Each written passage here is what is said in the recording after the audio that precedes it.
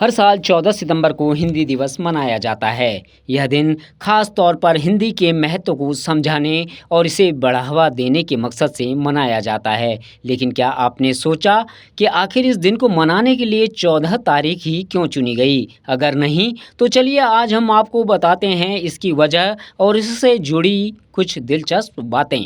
हिंदी भारत में सबसे ज़्यादा बोले जाने वाली भाषा है।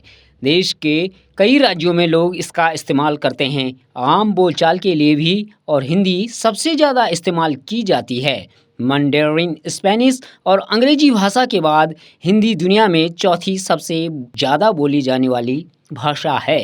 इसे बढ़ावा देने के मकसद से हर साल 14 सितंबर को हिंदी दिवस मनाया जाता है। साल 1949 में लंबी चर्चा के बाद देवनागरी लिपि में हिंदी को देश की आधिकारिक भाषा घोषित किया गया।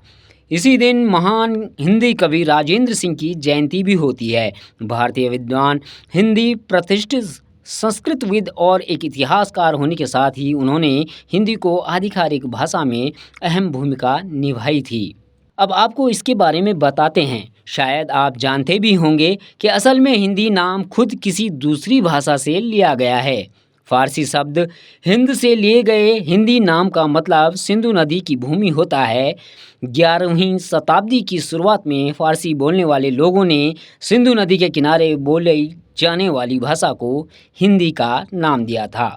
भारत के अलावा कई अन्य ऐसे देश हैं जहां लोग हिंदी भाषा का इस्तेमाल करते हैं। इन देशों में Nepal, Mauritius, Fiji, Pakistan, Singapore, Trinidad और टोबैगो, बांग्लादेश शामिल हैं।